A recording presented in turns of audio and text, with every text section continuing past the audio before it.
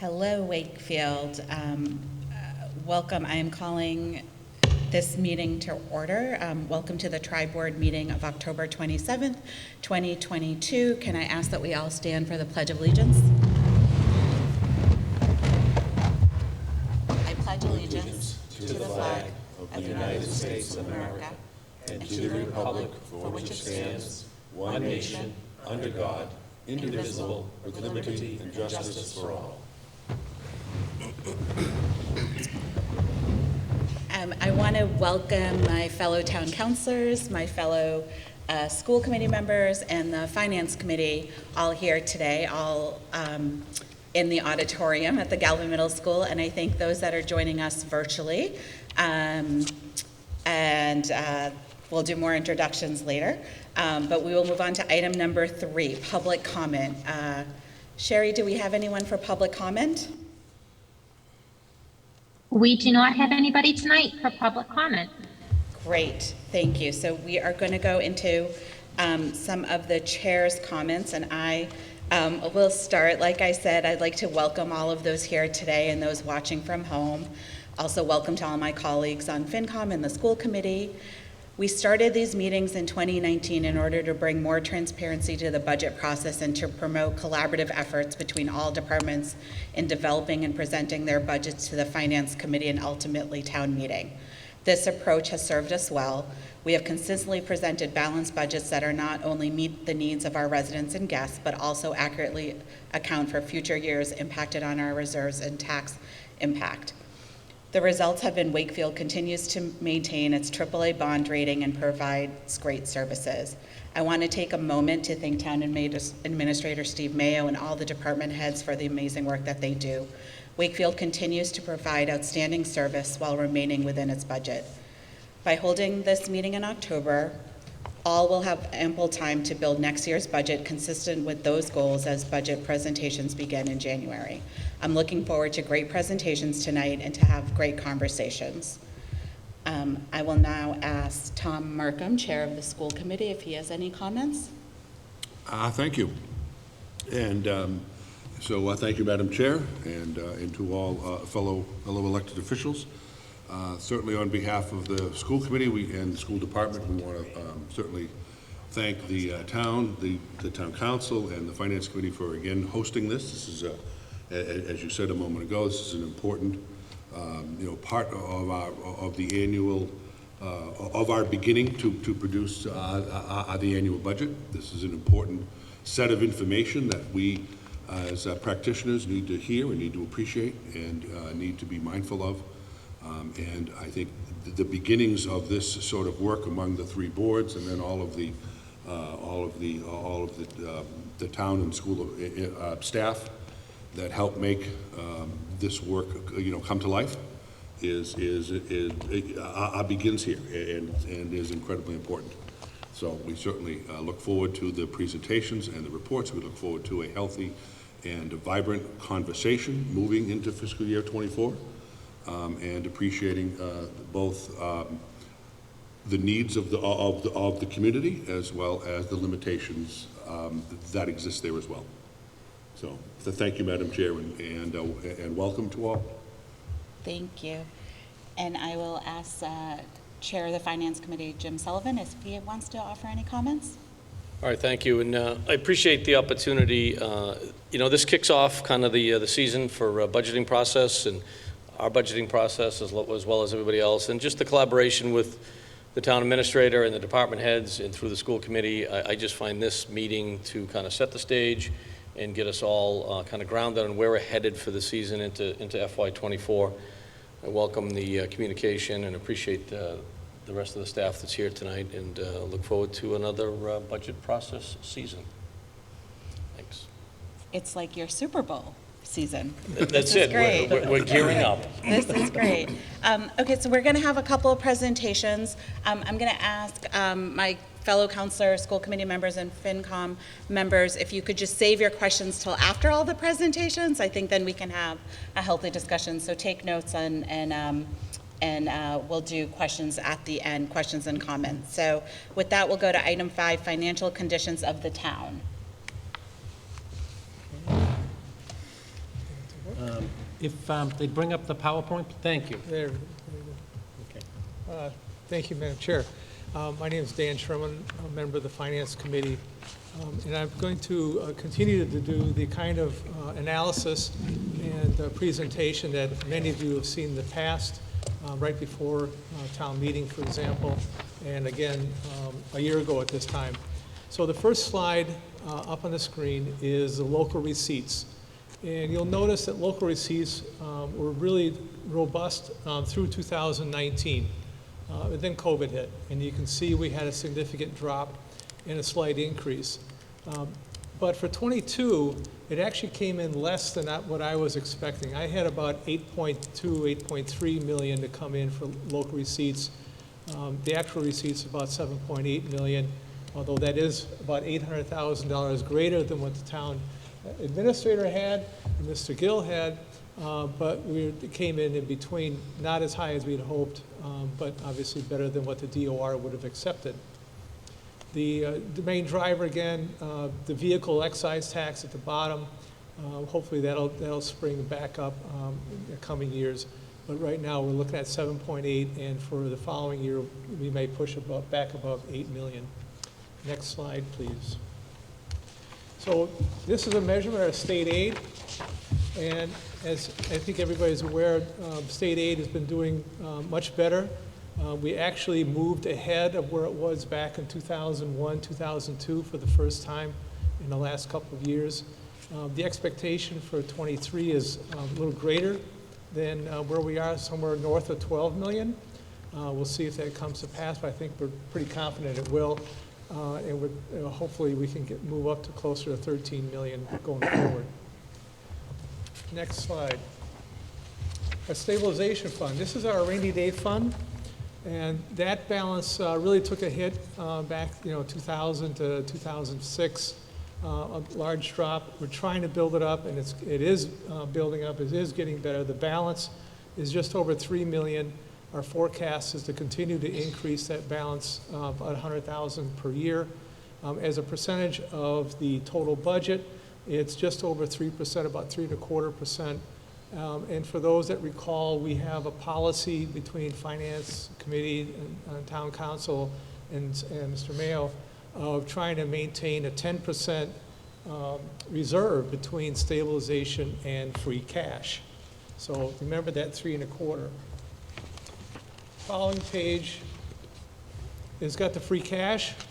For many years, until about 2011, we were really short on free cash. We were really very tight and not a comfortable position. We've now moved to the point where we're roughly at 6.5% to 7% of our total budget, and roughly at $7 million through July 1st of 22.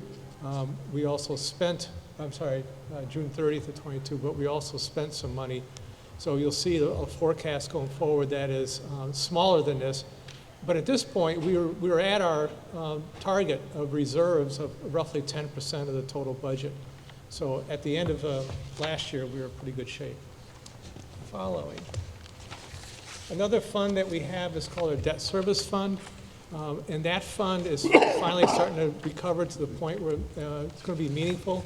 And for those that are not familiar, the debt service fund is a fund that we use for capital projects. The debt service fund was used for this building, the Galvin, recreational bonds. We did roads is going through debt service, buildings like the Dolbear, public safety, and others. We use the debt service fund as a hedge against those costs. And we'd like to get that value back up to over $1 million, but it's going to take some time. But it is a rainy day fund that we could use. Next slide goes through our capital expenditures. Again, capital being the key items to maintain our buildings, purchasing IT, computers, networks, police cruisers, fire trucks. This all runs through our capital budget, and we've been able to get that back up to where it needs to be in the last few years. In 2021, we knocked it down to $1 million only because we were unsure about what COVID was going to do.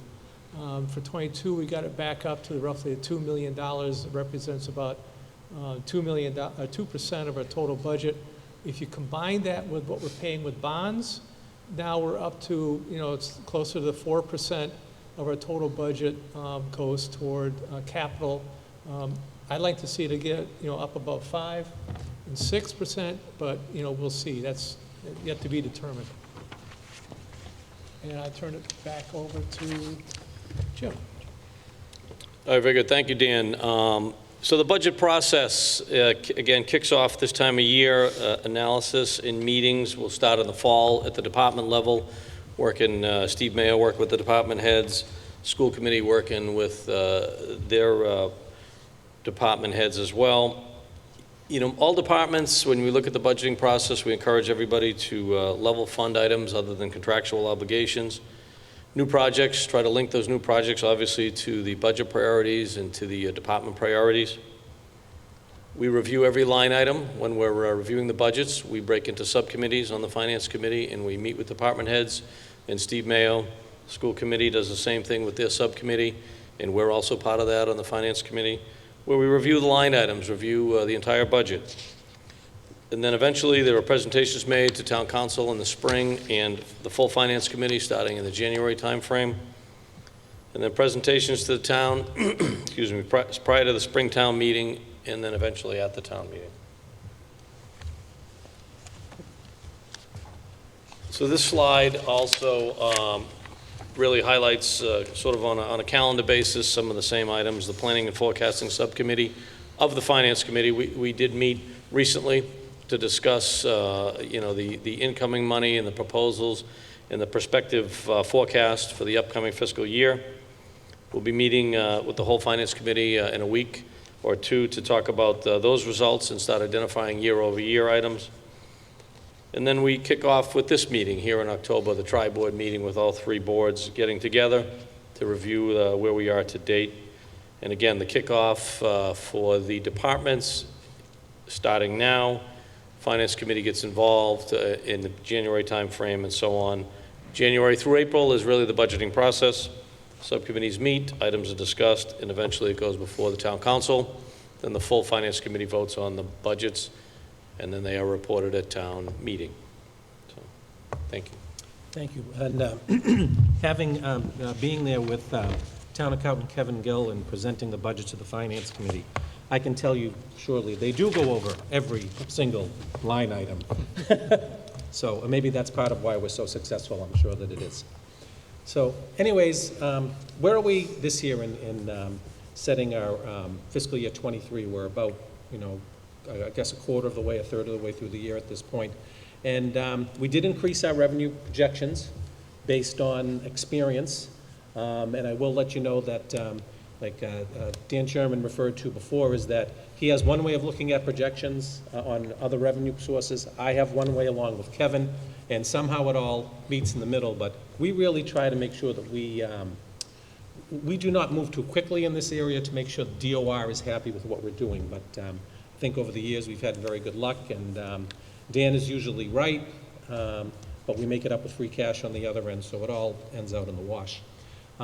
But we did look at this year as a way that we can expand some programs. We learned a lot during the pandemic. We learned a lot about what people need, particularly in the area of social services and human services, and we did expand those programs both on the school side and on the health side, and we really feel that that's important in going forward. I think it'll pay dividends for the town in many areas in the long run. But we are very careful to make sure that we do have those reserves, that we do maintain a very prudent position, because, what we learned is we don't know what's going to happen. So, and we're in a good shape right now. We did increase capital expenditures, as Dan said. We were preparing for the worst. And I like to say that we just delayed capital a little bit. We never canceled, just delayed it. Again, we're very prudent, and we do use our free cash to balance the budget, because we are very prudent in our revenue projections. I'd much rather come in a little bit higher than we thought on my side on doing the budget on other revenues. And when I say other revenues, I mean the excise taxes, building fees, things like that. So what do those numbers all add up to be? And how do we handle it? Real estate taxes, the huge bulk of our funding our budget is $83 million. okay? So that's pretty, we know that number. We know that will most likely increase by 2.5%. Very easy to plan on, okay? Very easy to plan on. Local receipts, I wrestled Kevin, and I won, and we did push local receipts to $7 million for next year. We were probably about 7.25 before the pandemic, bringing that slowly back. Finance Committee, Dan looks at it a little differently, and he's probably going to be right this year. He looks at it at 8.2 million, but we do marry that at the end. Wakefield Municipal Gas and Light, they pay us a payment in lieu of taxes program, as well as their excellent service throughout the community, and that's $946,000 for next year. State aid, which was a really great boon to us going into this fiscal year, $12.5 million. That is getting back a little bit above where it was, almost 2 decades ago. But I would say that I would love to have, if you took an inflationary factor over what was 2 decades ago and put it here, it'd be much better for us, but we'll take what we can get there. New growth, I will tell you that most communities around here would kill for new growth at $1.1 million, and that is basically new construction. I'm a little bit disappointed because this does not include the power station from National Grid because it is not up and running yet. When it is up and running, then we will see a nice increase there, but we were kind of hoping it would have come in this fiscal year, maybe next fiscal year or the year after. Available funds are other items like sale of cemetery plots and other fees that are paid. That's $273,000. So the total is around $105 million. Okay. So revenue results for last year, just to say where we were. They came in at, we anticipated 6.8. Kevin and I did. They came in at 7.8, which is a little less than Dan thought. So I call that the Wakefield positive factor of 1 million. And the big part of that is, as Dan said, is excise tax. I'm hoping that people will go out there and buy more cars next year, buy electric cars. I think they're more money. We'll get a bigger excise tax on it. But the thing about excise tax is, and when you buy a car, it's the only tax that goes down every year. So I'm always saying if people buy new cars, and it goes down in year 2 as far as we're concerned. Another big part of our revenue sources is state aid. Okay, and state aid comes down to a few numbers. One is unrestricted local aid, and that is what it's just called, unrestricted. It's on our budget every year. It's almost up to $4 million now. That has been increasing over the last few years by 3 or 4%, which has been great. The other is Chapter 70, and Chapter 70 is for education, and as much as Chairman Markin tells me that should all go to the school department, I tell him we're all one big happy family and we share it. But this is where we had a nice bump last year. Because of the Student Opportunities Act, Chapter 70 increased to 7.8 million, about $1 million from the year before. However, we cannot say, and that was great, and I'm very happy with it, but I do still maintain that if Wakefield received the same per student on Chapter 70 as some of our very close communities around us do, namely Melrose, Reading, and Stoneham, we would see depending on the community, between 600,000 and 1.8 million more in Chapter 78. So that's something that we need to be very vigilant in. In other words, if we receive the same per student in Chapter 70 that they received in Reading, we would receive another $1.8 million. So I think that's something we will certainly remind our state delegation of, because that's very important going forward. Other areas of the final budget, this is on the state cherry sheet, could be aid for abatements we give for people with disability or veterans. That's $270,000. And charter school reimbursement is $460,000. So total state aid in a gross sense is $12.4 million. But the beauty of the cherry sheet is, or the what you have to look on page 2. You have to see not only what you were given on page 1, but what the state takes back on page 2. So there, MBTA. We actually pay for the MBTA to come through our community. I know that's probably a source of angst for a lot of people with what's been going on, but that's what we're charged, $625,000. Charter school tuition, you noted before that we received about $400,000 from the state for charter school tuition. We actually sent out $1 million for. So that's $1 million that goes out the door for charter schools. There's some other small areas that are $140,000. So the total that is taken away from us, if you look at it that way, is $2.2 million. So when you get the final net on the cherry sheet, you have to do those out, and it ends up that we did receive $1 million more than fiscal year '22. So I'm very happy about that. I think we need another million in fiscal '24, which is more than we forecast for. I think we forecast at about 4 or 5%, if I'm not mistaken, Dan. But that's an area where we should certainly hope to see some more money. So we kind of take all of this where we are, and just being in the middle of this fiscal year or a third way through, and what are we doing? We're talking about our budget for next fiscal year. So what are some of the factors that I consider, that the Finance Committee considers, and I'm sure that a lot of you people at home consider and in this room consider? Budget factors this fiscal year. We are going to have a new governor. And for the last 8 years, I had a very good sense of what Governor Baker was going to do. Governor Baker had a philosophy that whatever the state's receipts increased, he would increase unrestricted local aid by the same amount. I don't know what the priority is going to be of the new administration, number one, so it's something that we'll all have to hear about. I'm certainly hopeful that whoever wins will give more money back to the cities and towns, which is near and dear to us. The other issue, not so much for this fiscal year, but for future fiscal years, is the effect of ballot questions. Will there be more money coming into the state, and will that be coming to us?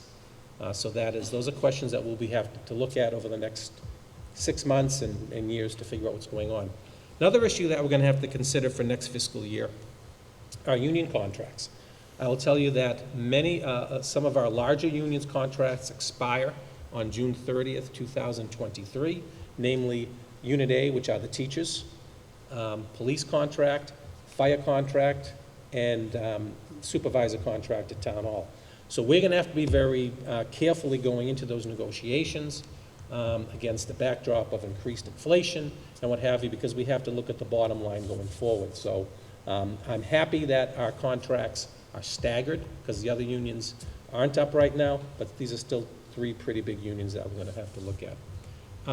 Local receipts. We talked a lot about local receipts and those coming back. Actually, this year through the first quarter are extremely good.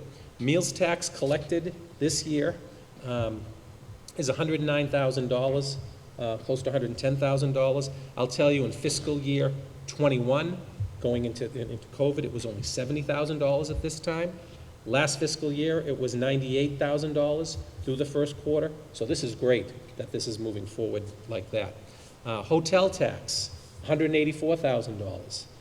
So people are coming back to the hotel, and anecdotally, I see a lot of cars in the parking lot of our largest hotel being the Sheraton, which I'm always very happy about, because that's, some hotel taxes for us. Last fiscal year, at this period of time, it was 0. We hadn't received any hotel taxes. However, we did get something on October 1st, so it was a timing issue, but vastly ahead of where it was pre-pandemic. This was around $98,000 the first quarter, so this is a big bump in that hotel. I personally think that there's a lot of weddings. If you have anybody getting married in your family, my youngest is just engaged. I know they're having a tough time finding any place to have a venue, so I think that's going to help us in the hotel tax, which I'm happy about. Excise tax is very consistent where it's been the last few years, maybe a tad lower, but that is, again, is a timing issue when the bills come out from the tax collector on that. There's always a bit of a timing issue there. The last item up there is building permits. And building permits at this time last year was $173,000. It's $494,000 this year. And the year before was $98,000. So this is a great boon, and I'll tell you that figure does not include the Tarrant Lane project that just pulled a building permit in October, and that added up to be about $400,000. So building permits are really going to do very well this year, and Dan is certainly going to hit his prediction. We have a bet about going out for a steak dinner.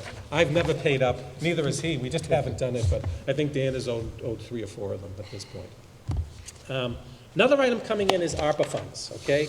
ARPA funds, just to give you this is the money from the federal government regarding coming out of the COVID. Wakefield received a little over $8 million, excuse me. The town itself received 2.8, and then in other areas of the country, there's a big county government. That is very different here in Massachusetts. So the county, Middlesex County, our share of what would have gone to Middlesex County, were it an active government, is $5.2 million. So there's $8 million in ARPA that we received. And, you know, we did need to use some of it coming out of the pandemic, and that's what it was for.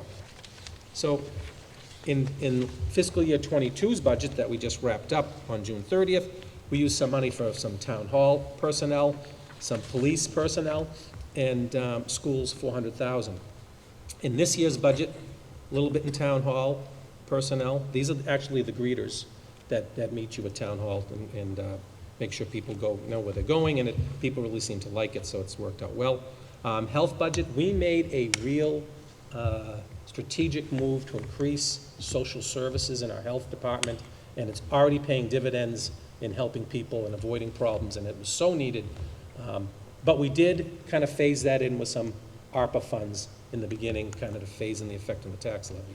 I look at it like when we add firefighters under the SAFER grant, it's covered for a grant for a period of time, and then the tax levy picks it up. It lets us kind of make a whole-scale change to get the biggest bang for the buck and then scale it on the tax levy.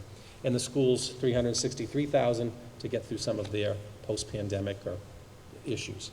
In fiscal year 24, we have proposed using 75 in the health. I will tell you, we may not need that. There may be some other avenues that'll come in at, which would be great to have that money come out another way. We also used some ARPA money for some actual items going forward as well. In last year's budget, school and first responder overtime. We needed that during the pandemic to cover it. Contact tracing. We were one of the communities that continued contact tracing, and I'm glad we did, because you remember there was a big spike, and we were ahead of the curve on that one.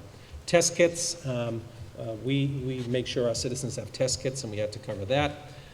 Clinics, elections, town meeting, and assistance in those areas to go through the ARPA. We covered, to go through that pandemic, we covered with that. Fire department overtime, that really increased because we had members of our fire department out with COVID. Those had to be covered with overtime because we need to make sure that each piece is properly manned so people are safe.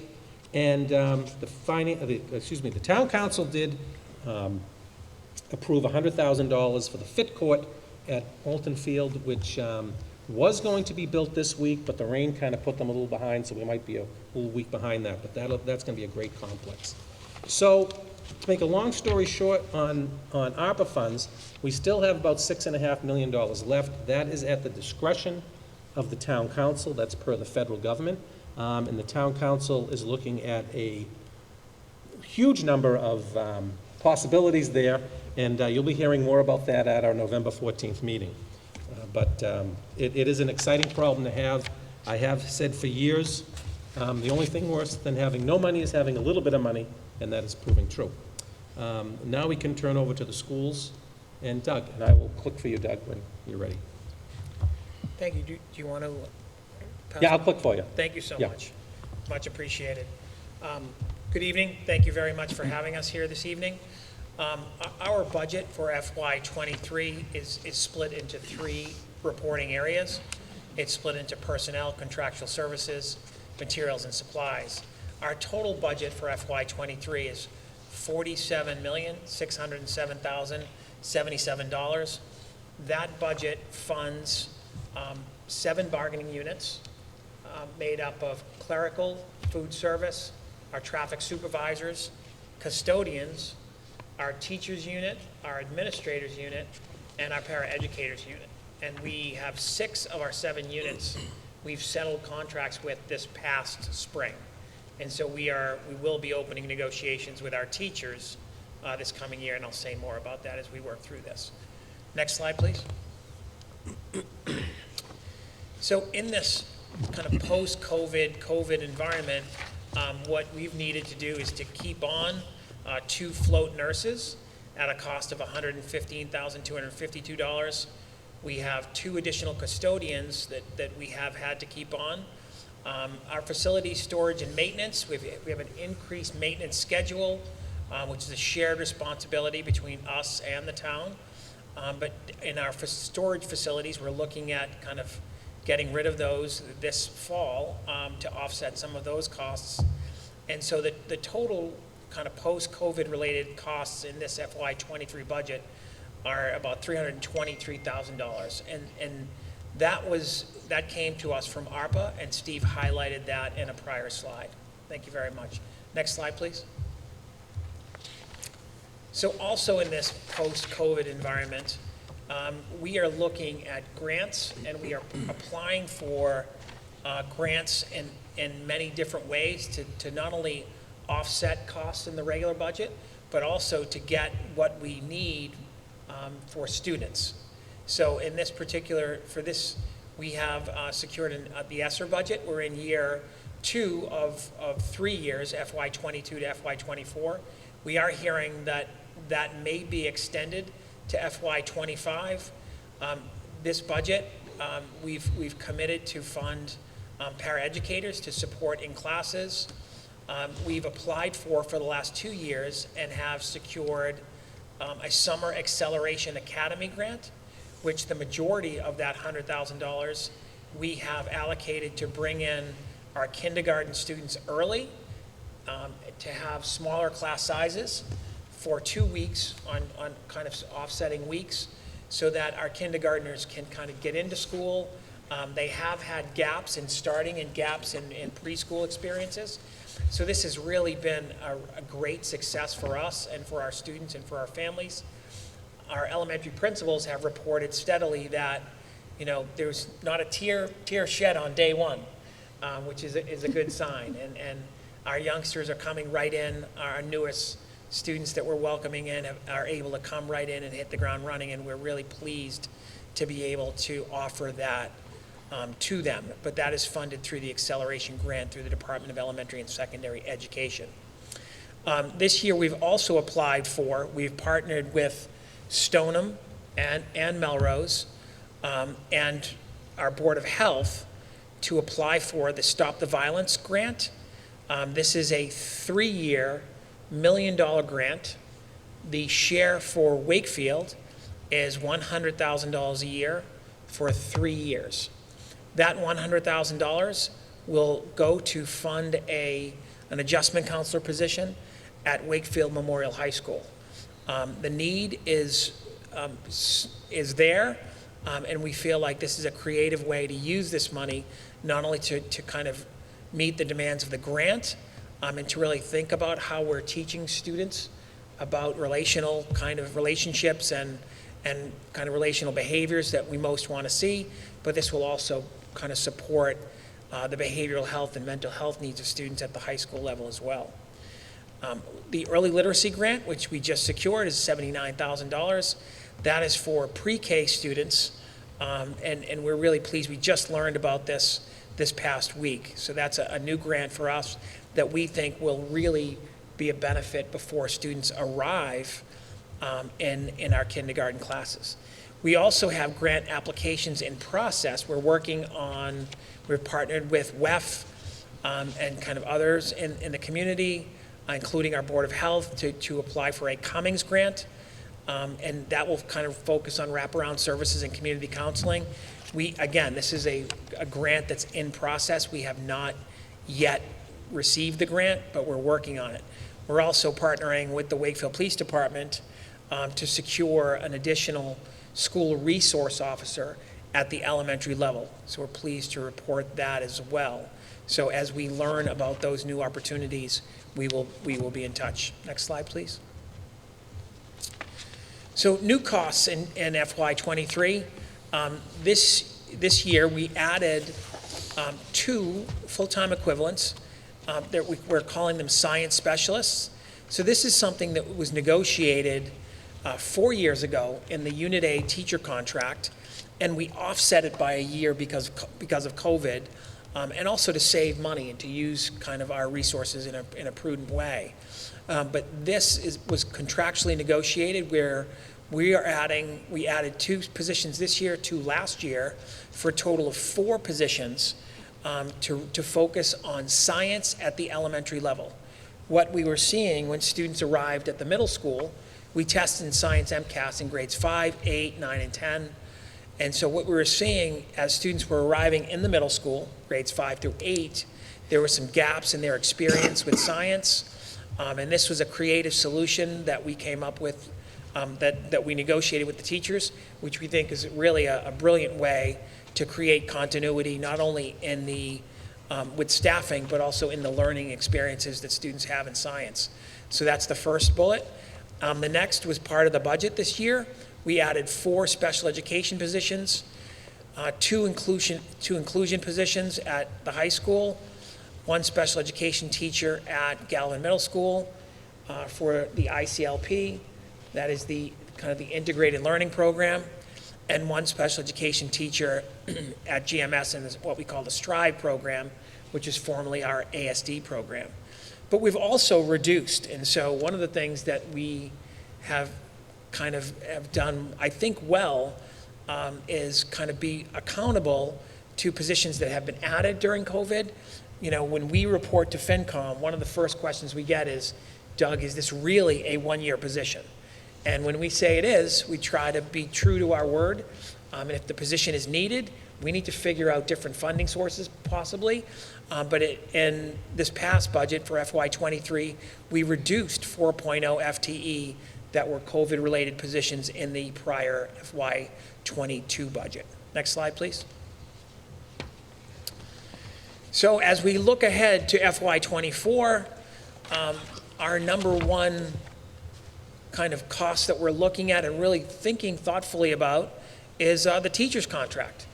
If you watch the news and you watch what's happening in the Commonwealth and you know, with teachers striking and you know, kind of our need to really create a great contract for teachers, that is really kind of what we need to focus on. We need to be thoughtful about working conditions.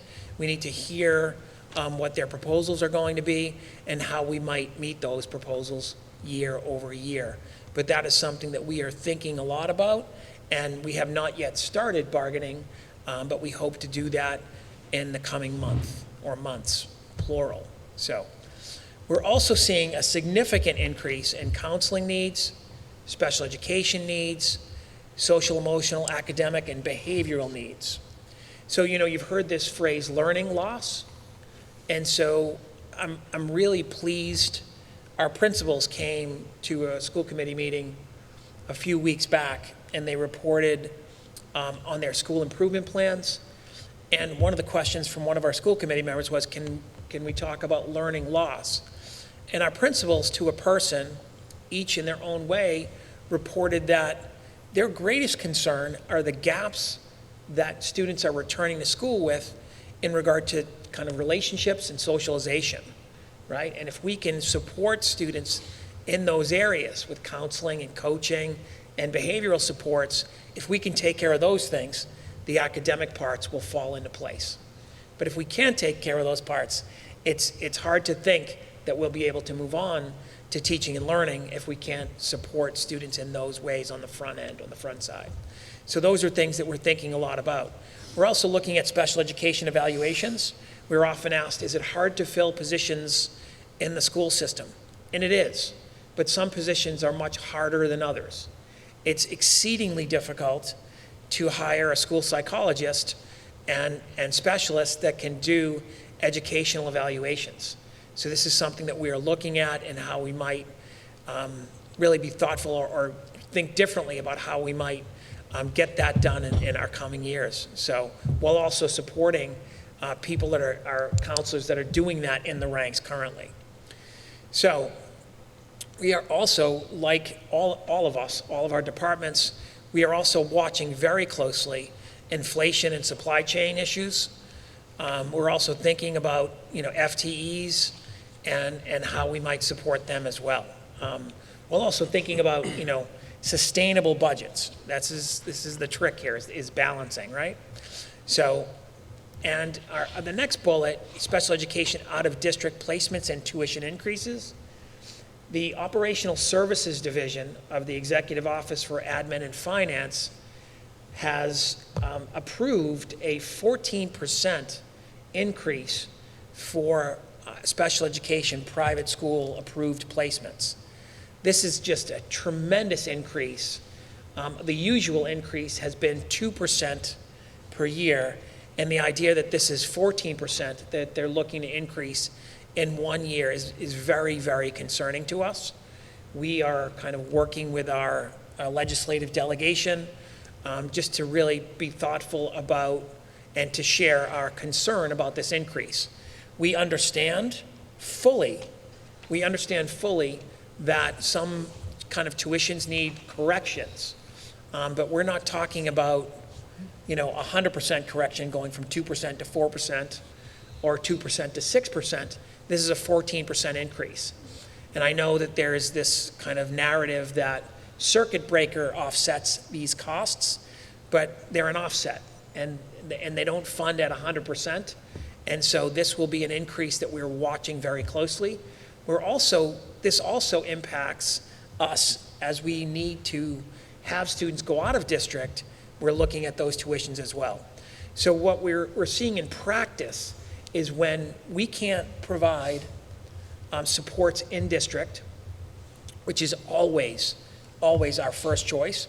When we can't provide supports in district and we need to send students out of district, we're also seeing private out of district placements, private schools, try to attach personnel to that tuition as well. So if they have space, which is really the big question, if they have space, and they can accept a student from Wakefield into their school, they will often attach a paraeducator or an additional FTE, which is added to the tuition and transportation and 14%. So that's something that we are paying very close attention to. And again, we'll need to do more of that and talk more about that. Next slide, please. So additional challenges. We are looking at school safety and cyber safety for students. What's happening across the country in schools in regard to school shootings is deeply, deeply concerning. You will hear in the narrative for teachers as they're seeking new contracts that school safety is one of their number one concerns. And I think we should partner and lead this conversation very thoughtfully with our teachers and with our bargaining units to really think about how we might do that year over year. And the new high school will absolutely help with this.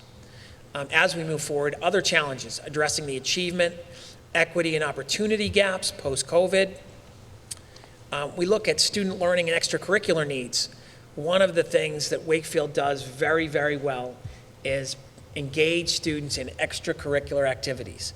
We have about 70% or more of our students are engaged in extracurricular activities, which is remarkable. The numbers are just through the roof. Students that participate in athletics, band, chorus, color guard, it's just really something special to watch and be a part of. And so we're really pleased about that. But we need to think about how to sustain that, and that will also be part of negotiations moving forward as well. And the next bullet is no secret to the panelists or the board members here, is really just thinking thoughtfully about a new high school. And I have a few slides that I'd like to just talk a little bit more about our new high school. But then human resources, being able to hire and retain really outstanding personnel is one of the most important things we can do to continue to add value and to continue to build the Wakefield Public Schools. Next slide, please. So as part of this, we need to develop a comprehensive plan for not only special education, but for our population of English language learners. Our English language learner population is growing by about 10% a year, but it also has the potential to grow very rapidly. As you can see on the news and things that are happening around the state and around the country, as different groups that need housing and as different groups move into different communities, demographics are changing very quickly. Needs to support differently in communities is something that is a challenge, and it will be a challenge for us as we're finishing FY23 and moving into 24. We're also seeking to increase opportunities for early college and internships. We're looking at continuing the acceleration academies, and we're also thinking thoughtfully and creatively about extending the school day and a school year for students that need a little extra support, while also expanding student services and partnering collaboratively with our Board of Health and Human Services. And I think that, I can't say enough about the expansion of our Board of Health and Human Services. I think we've been ahead of the curve in kind of creating this. I think that the wraparound services that we're going to be able to provide for students and families, I think is going to pay a significant dividend in years to come. Next slide, please. So this is a look back and a look ahead. We are 4 years into, or we're 3 years into a 4-year pre-construction process, right? I want everyone to hear that. So we are 3 years into a 4-year, which is a lockstep pre-construction process. When I was hired as superintendent, this is my 5th year as superintendent. When I was hired as superintendent, one of the first questions in the interview process was, could I work with a team collaboratively to create a statement of interest to get the Wakefield Public Schools accepted into the MSBA grant process, right? At that time, we were moving from being accredited to our accreditation moving down to a probation status due to the facility, right? And so NEASC provides accreditation to high schools, and they look at a number of different areas. They look at curriculum, they look at class size, they look at a number of different standards. We have met all of those standards. The only standard left for our accreditation is the facility. And this facility has been deemed by NEASC as deficient each time that they have been in, okay? And that was a contributing factor that helped us, and the information that was provided by NEASC was included in the SOI that was brought forward to help us be accepted into the grant to build a new high school. So when I say we are 3 years into a 4-year process, it takes about 4 years. There are modules. It takes about 4 years for towns and permanent building committees to work with architects and project management teams to go through to do feasibility study, to create an education plan, and then from that education plan to design educational spaces. And so that's critical. The other parts, the other pieces that I think are often missed when we're in the conversation around money, we've lost kind of this look back as to what, the work that we've done to get here. We've committed millions of dollars in 3 years of time to get to this space. So I'll say more about that as we go through this. Next slide, please. So there's a lot of information on this slide. This might be tough to see, but one of the questions that has been asked is that our statements have been made and questions have been asked. Statements have been made. The school that has been designed and presented looks rather large, and it is large. It is slightly larger than the high school that we're currently in, but it is more efficient in regard to energy. It is safer for students. It is aligned with what NEASC has cited us in terms of educational and teaching deficiencies. So it is in line with the deficiencies that were highlighted by NEASC. What's important to note is that, and we often get this question, is there was a question recently on a PBC meeting. I don't see a lot of no in this project. So to get to this point where we're looking at and agreeing on spaces, you have to create an educational plan, and everything is vetted. Everything is vetted in the lockstep process. MSBA has kind of a minimum based on enrollment, but they also have a maximum. They also have a ceiling where they will say, you know, if you want too much, we will just flat out say, MSBA will say no, or that they will not participate. We've cut about 30,000 square feet out of asks that would have been nice to have, but we cut that space out to get to the square footage and design that we are currently in. Next slide, please. So this is a bar graph, and so ahead of our financial slide for the cost of the high school, but there are two slides here that contain bar graphs. And so one of the reasons why that we wanted to create this graph to really focus on square footage is because kind of the bright red areas compared to the pink areas, that's kind of the variance. That's the additional space that's added. And in print to the right of that bar is an explanation as why that space was added.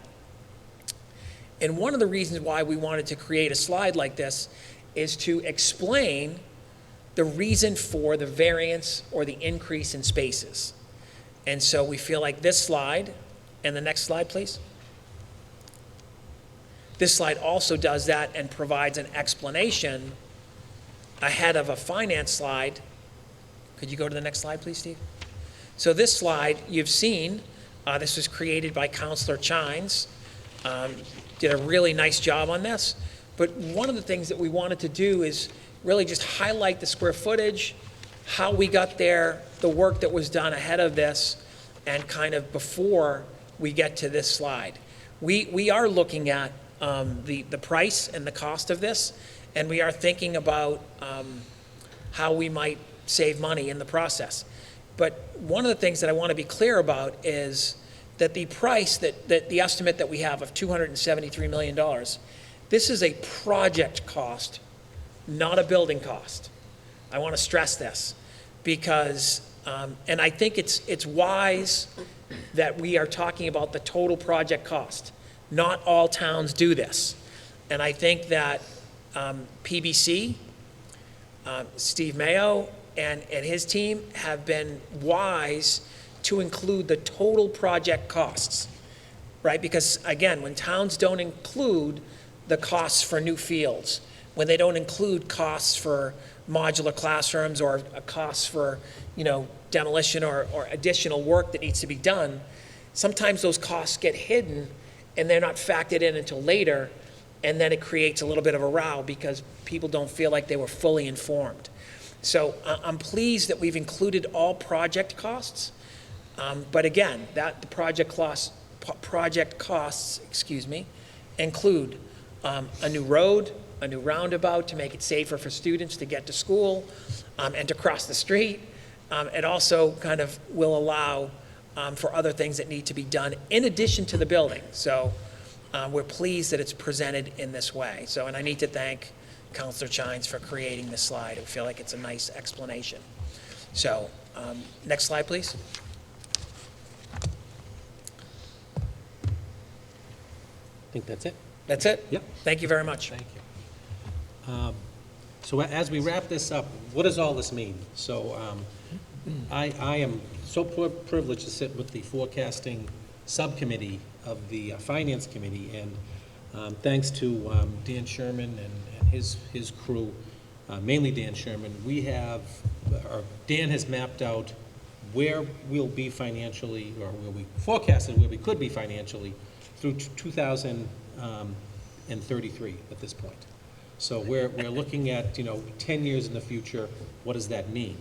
And I was asked today if I was going to have my swoosh in there that I did last year, and I thought about it, and I decided that since we're on Ohio State's radar, I would put the Nike swoosh out there. A little inside joke maybe for some of our school committee members. But in any event, And a very good one, Steve. it was very good. We're You like that, all yeah. laughing at that. I'm sure you are. So anyways, we've looked at what's happening, and what does all this mean? We are very concerned about an inflation factor. I mean, this is a phenomenon that we haven't seen in a long, long time. I mean, if you're looking for a home, you see inflation going up. I mean, rates were around, 2-3%. Now they're at 7%.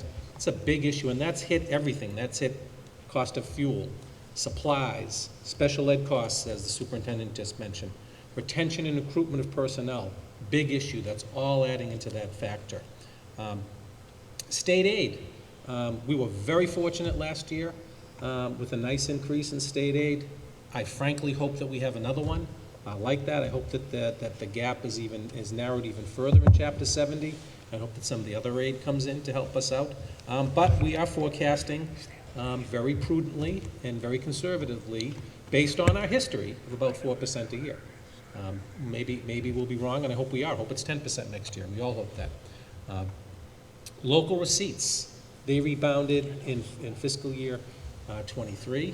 I think we shared that some of the numbers we've seen already through half of this fiscal year, that hopefully will rebound even more. But that's going to make a big impact. That's becoming more and more part of our budgeting going forward. New growth continues. We still can maintain that at a slight 4% increase. With that power line in, that will be a bump. But that's just going to be 1 year or 2 years if it's split. It's not going to be forever, so we can't think that that's going to happen every year. So it's not. Energy efficiencies. Over the next few years, we will be spending money, capital money, to make our buildings more efficient. What does that mean going forward on the budgetary end, the costs there? The whole part of this is that reserves could diminish a little bit over the next few years before we swoosh back up. And I think that will happen, and I think it will happen a little bit quicker than we're anticipating, but that's all good news. Are there any COVID-19 new normal costs? We talked about in the schools, we've talked about on the municipal side. And will there be any more federal funds coming in? Some people think there will. I'm frankly not counting on it, but I do hope that some of those grants, particularly in the education area, continue. And when we put this all through Dan's cooker, we come up with what this is going to be, and maybe you want to talk a little about this over the next few years. Sure. Yes, thanks, Steve. Yeah, so in my cooker, I have a lot of assumptions based on what's going to happen down the road. And for the last couple of years, I've been on a little bit of a roller coaster. I've been more optimistic than, say, Steve and Kevin have been, and it's worked out, and we've done quite well. Then COVID hit, and I was very pessimistic, and it wasn't that bad. So I thought, okay, nice recovery, we're in pretty good shape. And last spring, those of you at a town meeting probably heard me say, hey, we're in pretty good shape. I was feeling pretty good. I said, no, we're better than I thought we'd be. Well, now I don't think we're all that in great shape, and mostly because of the power line. The power line, I had it expected in 2023, most of the money in 23, and some of the money in 24. And it's close to $2.5 million. So now it seems to be much less than that, and it's been pushed out a year. And because of the 2.5% and the compounding, you lose 1 year, and that just transfers all throughout the forecast, right? Every single year is going to be short, let's say, $1 million as you go out if you miss a particular year. So that put a little damper in my forecast, actually a pretty good-sized damper.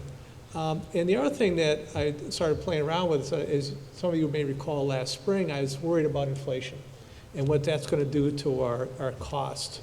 And one of the things we talked about this evening was that the lion's share of our budget, $83 million of our budget, is excise, real estate taxes. Those aren't impacted by inflation. That's 2.5% plus new growth. New growth, okay, there's some inflation there. There's a little bit of inflation in local receipts, but the lion's share, the 83 million, is not affected by inflation. So a high inflationary period means our expenses are expected to go up, but our income is not necessarily it's certainly not going to keep up with that. And you'll see that in this particular forecast where the increase in cost versus increase in income, you'll see in the income side, I actually dropped from 699 down to 2.57, and that's because of the power line when it comes into play. It's just not going to be the same. And then the 442 down to 405 is another piece of that power line, because I'm recognizing some of it in 24 and some of it in 23, but then in 25 it's gone. So our income is going to hover around 4% in total, whereas our expenses are going to be a little bit greater than that initially, and then it's going to drop. So why don't we go to the next slide? So in terms of reserves, if you recall at the beginning of this session, we were roughly at a 10% reserve when you consider free cash plus the stabilization, 9.7%. Because we're going to be spending more than what we're going to taking in for 23, it's going to drop down to 7.1% because we're going to have to tap free cash to make that up. And that's why the drop from 6.8 million down to 4.5. It's going to drop some more down to 3.8 the following year, and then it'll start to rebound. In this set of numbers, one of the things I've got is I have a 3% increase in personal services costs for all departments, including schools.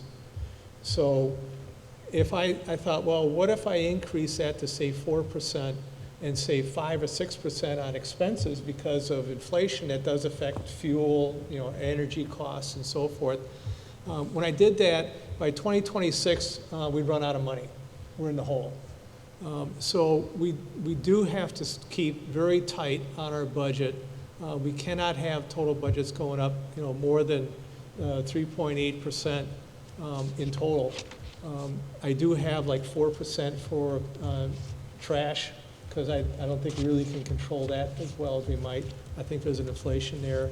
I have inflation at 4% in a couple of other budgets, but personal services and the rest of the other categories I'm keeping at 3% in order for us to get on a track back to 10% by, say, 2030. I think by the time I get to 20, it doesn't show on this chart, but by 2030, I think we finally get up to close to 10%.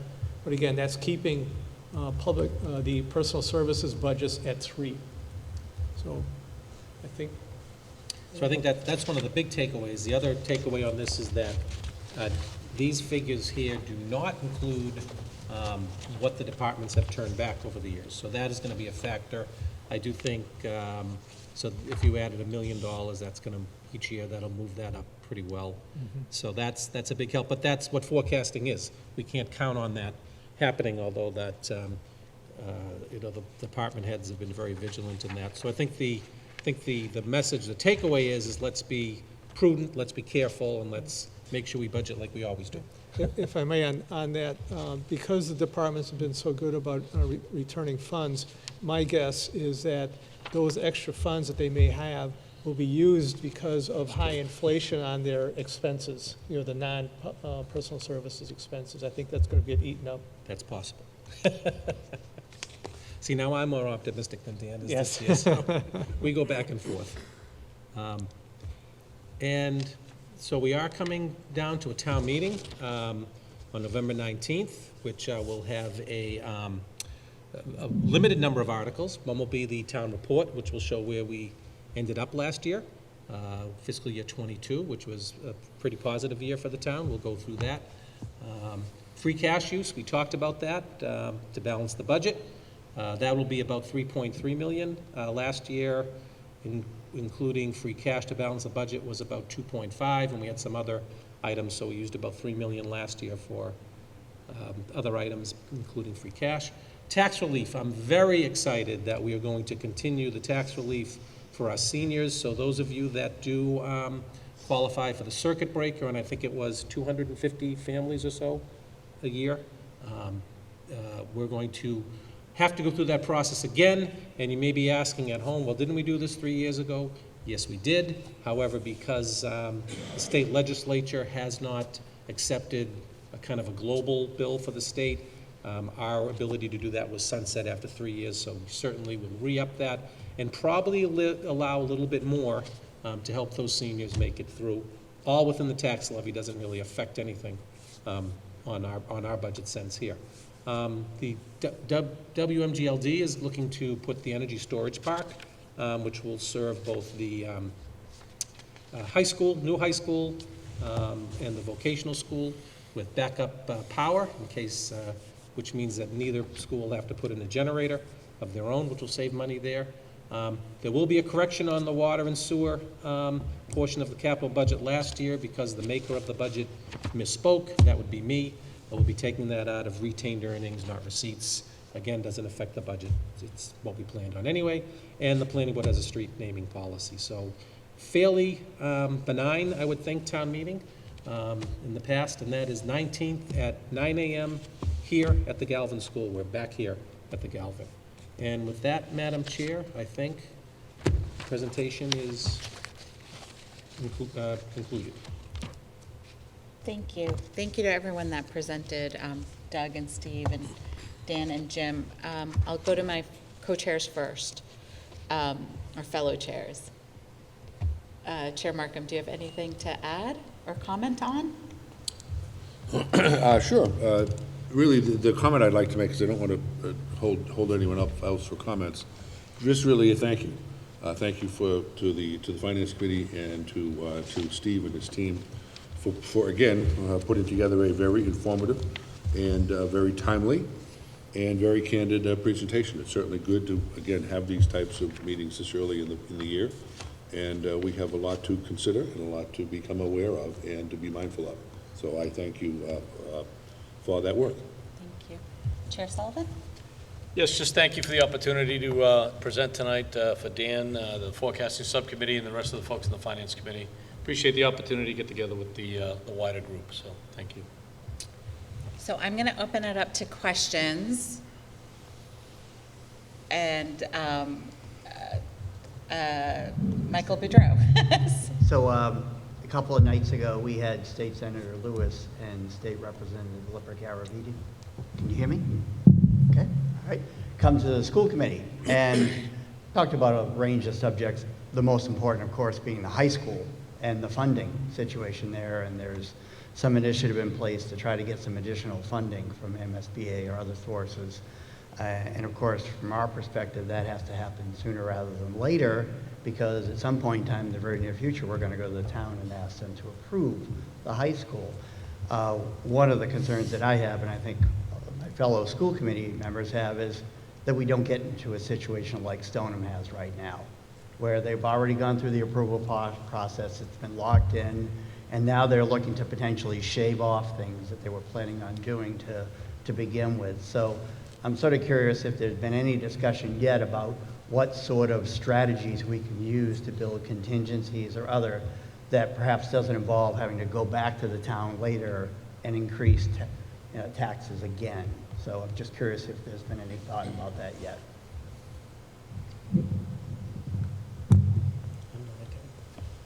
I'll jump in, and then I know Jonathan's been part of those meetings, as has Doug.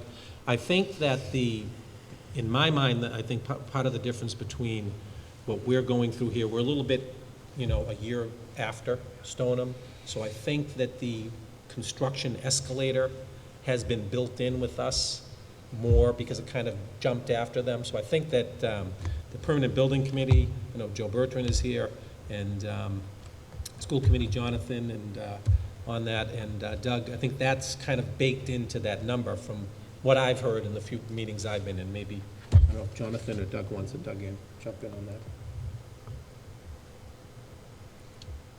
It should be on. No, I was going to say I don't have anything to add. I think you covered it, Steve. Because of the timing of when our estimates were done, there is a much higher construction cost inflation factor built into the estimates that we're using than obviously what Stoneham had a year ago when they did their votes. So, obviously we don't know what will happen in the future, but given the trajectory of where costs have gone over the last year, we have the benefit of having that built into our numbers in a way that, Stoneham a year ago just couldn't have anticipated.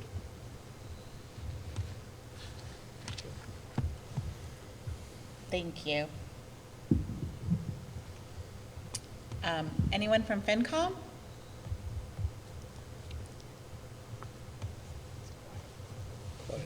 I know. Councillor Tynes. Thank you. Well, first of all, thank you, everyone, for the presentations. I find this to be one of the most useful meetings we have during the year because it really does set the stage for what our finances look like, not just in the coming year, but also in the future. So appreciate the time and thought that went into everything. I had a couple of fairly small questions. One, Dan, just related to the local receipts for 22. Dan, or actually Steve, could you speak a little bit about sort of where we were lower, if there were any particular categories of local receipts that came in lower relative to maybe not the more conservative projection, Steve, that you and Kevin had, but the projection that the forecasting committee and Dan had put together? Yeah, so I would look on, I guess, slide 2, where we show the local receipts. And I look at the excise taxes on vehicles. So you'll notice that from 19 to 20, there's a significant drop in that blue bar at the bottom of the graph. A nice uptick in 21, but then actually another drop in 22. And so that, to me, is the main driver. You can look at the other pieces, but those excise taxes represents over 50% of our local receipts. And when that moves, it moves everything, so to speak. So it goes back to the vehicles primarily. Great, thank you. I think building too. I think building and in 22 was not as much as we might have anticipated as well, but close. And then just a second question, and Mr. Mayor, maybe you could comment on this one as well. I know the answer, but I think it's a story that is worth sharing. We talked a little bit about in the update of some of the investments we've made in health and human services, which obviously helps meet a significant need in the community that, Steve, Doug, you both kind of expressed, but also had sort of an interesting kind of cameo in our bond meetings this year as our AAA bond rating was restated. And just maybe for the benefit of the group, Steve, if you wouldn't mind speaking a little bit more about that and how that factored into the way our rating agencies view the town. Sure. Every time we go out for any bonding, significant bonding, we go through what's called a surveillance call with the bond rating agencies, and it's with either S&P or Moody's, and we've been using S&P for the last number of years. And normally, it's a very dry conversation. They talk about, what is your budget like? Do you have a financial policy? What do you have for reserves? Are you funding OPEB? Are you funding your pension? Are there any lawsuits against the town? Things like that. But in this, we had a surveillance call this year in August. And I'm always very nervous, and I've shared it with the town councils, because we have nowhere to go. We have the AAA bond rating, and we've had it for a while, and that means that we get really, really good rates comparatively. And this year, it was the group that interviewed us was, I'm going to say, younger group, probably half as old as I am, which was interesting. But they were very much in tune in the investments that Wakefield had made, particularly in our clinician program with the police. And they really, they did know that there was an increase in the Health and Human Services budget and what that all meant and how it was working out for us. And we spent, I would say it's an hour and a half call, probably a good quarter of that time, talking about these programs and what it meant for the community. And I was a little bit amazed that was what they focused on. They also focused on that we were, applying to be a green community and looking into walkability and things like that. So I find that a lot of the quality of life and human services aspects, they were really looking at as that adds to the intrinsic value of the town. And that was part of what they were looking at, not just, the good management that the town council, FinCom, and school committee have had. So I found it very interesting and refreshing, and we did maintain our AAA bond rating, and I asked our financial team on that at First Southwest about what they thought we have saved as a community over the last 2 bond cycles, which is public safety building and Walton School and what have you. And they felt that just a tick lower, we would be spending $1 million more in interest. So that's a big savings to the taxpayer. So I was very happy about that, and happy that we have made investments that, we know are important, but was getting noticed by, you would think would be a dry group of people just looking at numbers. So it made me feel good, and we should feel good and proud, because we are ahead of the curve. We're one of the first communities in this area to have counselors with our police officers. We have a recovery coach. We have more services in our health department. It's really made a big difference. So it was nice to be noticed by somebody like that. Thank you, and I think that just underscores the importance, particularly as we look at a challenging financial environment, of making sure that we're balancing, the need to invest, the need to support quality of life in the community, to meet the needs of our students in the schools, with obviously keeping an eye on the bottom line. I think we've done so successfully, and again, this to me underscores that, the answer is not to swing in one way or one direction or the other, but to keep those in mind as we plan for the future. Thank you. Counselor Dombrowski?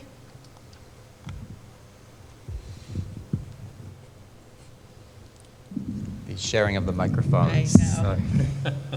We thank WCAT for their efforts. So. Indeed.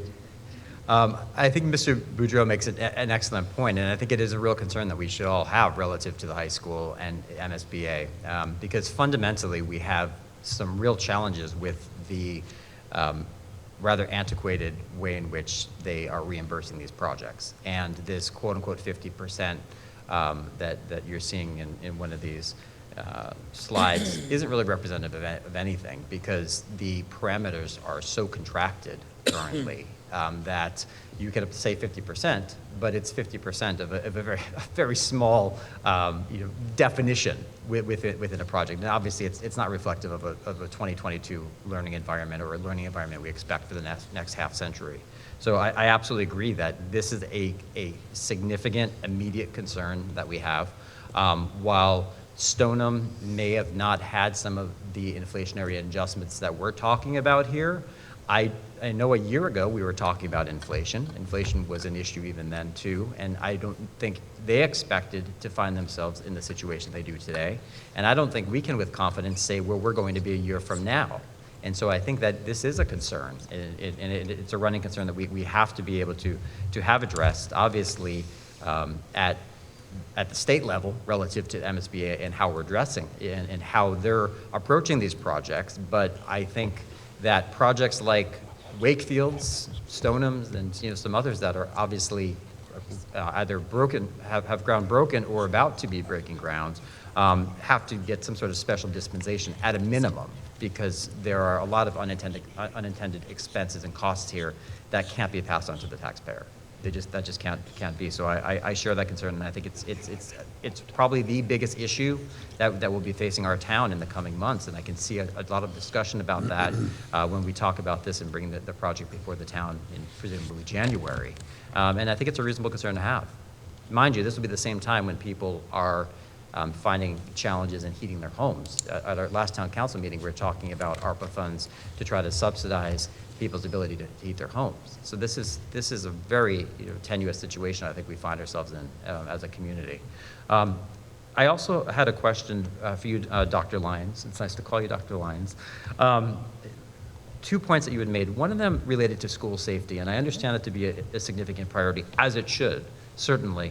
I was thinking back to, it was perhaps a year or two ago, budget cycle or two ago, when we were talking about, I think it was replacing doorways at Woodville, for instance, because there were, I think it was locking mechanisms that weren't working properly, and there was a safety concern there. Is there any sort of a safety audit at this point in time relative to our facilities? Because I understand the improvements that would be made with, for example, a new high school and the like, but I'm thinking, the other facilities, and also in the short term as well as the long. So we are working with the Wakefield Police Department and with facilities now. We are going to bring in a third party to do a security audit and to also do a cyber security audit as well. So we're looking at kind of the physical spaces of our buildings, the operational spaces of our buildings. I'm looking at things like, our camera systems that we've invested in. How well do they work? How quickly do they work? How quickly can they be accessed? And so we are working on securing a third party to do both of those audits now. So it's in the works. And so we'll have more to report on that. Because I respect the teacher's concern relative to that. it feels like that's not something that should have to wait until there's a negotiation with the teachers on their contracts. Right. Nothing to do, one has nothing to do with the other. Right. So I think if that is a concern that you're already hearing, I'd love for that process to, to have been gone through, Yeah. vulnerabilities identified, solutions, and the like. And Yeah. if that ends up being capital expenditure, then I think that's something we have to be talking about, because it's too significant an issue for our students, our teachers, and our parents, candidly. Yeah. So can I just, in reference to the doors that you spoke about earlier, all of our doors lock. They're active. Our new facilities manager, Tim O'Brien, has been remarkably active and at schools, checking, rechecking, and so everything works mechanically. We just want to make sure that by bringing in a third party to do an audit, that we're not only looking at just the mechanical operations, but also the kind of the human operations of kids in and out. How does that work? What does it look like? And so that will give us some more information as well.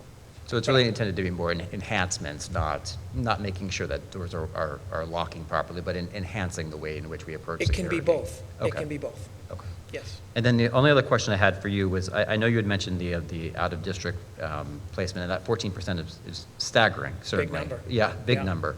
And then when you mentioned, the paraprofessionals or the transportation, all those other costs, obviously, that carry with that, it almost feels like there's a giveth but taketh away, because we're talking about some additional Chapter 70 funding, yet then we're talking about some of these, additional costs. Correct. Do you have a sense, I know this is for fiscal '24, do you have a sense or ballpark of what we'd be looking at with that change in percentage in real dollars? So circuit breaker offsets 75% of our out-of-district placements. So that's a piece. So we are offsetting those costs. But we do not have a number right now. We're operating in a footprint where our out-of-district placements we're at a pretty good place right now in creating programming in district to try to keep kids in our schools and in our community as much as possible. The other challenge that we have, Ed, is that there's not a lot of space in out-of-district placements to send children. So school districts they're needing to build and to enhance current programs that they have to meet the needs of students. That's a little bit of a wrinkle. But I don't have a number at this point in time. And so, because we don't have the new tuitions, right? When the new tuitions come out in the spring, we will have a number. And circuit breaker also, the state has now included transportation in circuit breaker, so that's a reimbursement as well. So there's been, you say it well, there's, we give it and we take it away, right? So yes, we've included transportation, you're welcome, but now we're going to increase 14, it doesn't seem, it's certainly not equal and not enough is the short answer. And have our out-of-district placements, say, just over like maybe the last 5 years, have you seen those increase, decrease, remain about the same? It's decreased a little bit, Okay. which again, I think is a testament to really the remarkable work of teachers and being adaptive, and along with our administration in that area as well. So, yeah. Well, thank you for your work, and thank you for the presentations this evening. Thank you. Thank you, Counselor. I just want to share some dates with everyone, because we do have kind of two parallel conversations. So we'll start working on our next year, the town's FY24 budget, and at the same time, we have the school, the new high school project. And so just to share with everyone, if you want more information, there's 3 community forums about the high school coming up, starting at 7 p.m., December 1st, December 15th, and January 12th. Is that correct? Yes. Yes, all at the high school. Yes. Correct. And also will be virtual world as well? Yep. Yes. Great. So could you say those dates again, please? So December 1st? Yes. December 15th, and January 12th. okay? And we're also looking at trying to add one on November 14th. That will be an informational session at the high school. We'll also be doing tours of the high school at that time as well. So we'll get information out next week on that. That's So you great. guys- So November 14th would be the first one, and the town website would have information about that. But November 14th will include tours of the high school. Correct. That's great. I'm going to go to the Zoom world. I believe we have a question from Doug Butler. Hey, sorry, I'm actually here. I'm just Oh. hidden from view. From That's okay. No, it was a question, but it was also really thinking about the town's AAA bond rating and how sensitive that is to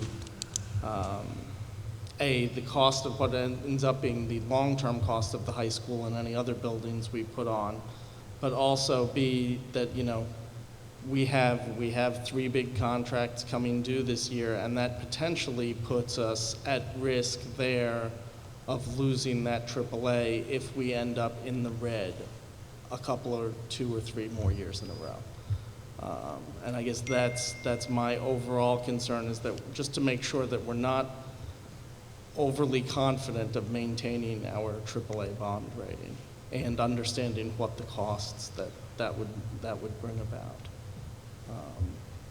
And just, in terms of, and I guess the question for probably both Steve and Tom, this seems to be the first year where we've had all 3 come up in the same year. Are we planning on having those 3 staggered, or is this going to be the way going forward? Every 3 years, it's going to be police, teachers, and fire? I think it will depend on whether we do 3-year contracts, which I like to do. I mean, I kind of split mine up. I think, did the school maybe, did they get a 1 last year? Was that it? No, we did. The last time we negotiated with the teachers, we took them off cycle. Okay. So we did all the other employee groups in fiscal '22, and the teachers are purposefully off cycle, or in their own cycle. So it's a luck of the draw, Mr. Butler. Now I'm confused, because I think they all get 3 years, right?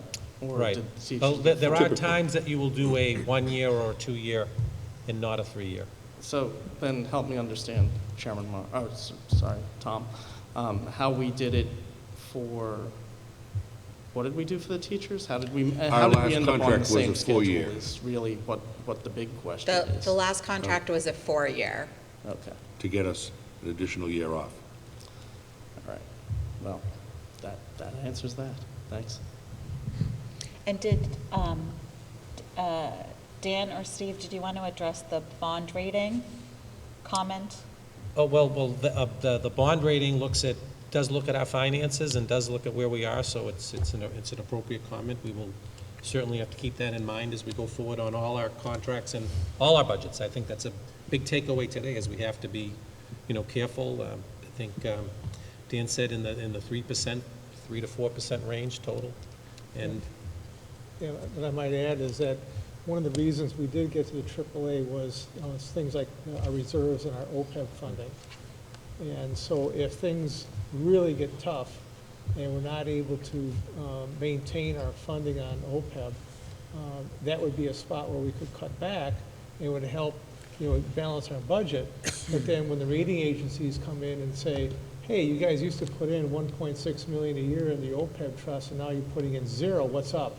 Yep. So we have to be careful where we cut any of the budgets to make up for shortfalls in other spots. Thank you. Counselor McLean. Thank you, Madam Chair. This is Steve Steve question. I noticed that it does look like we have some very healthy building permit numbers for Q1 of this year.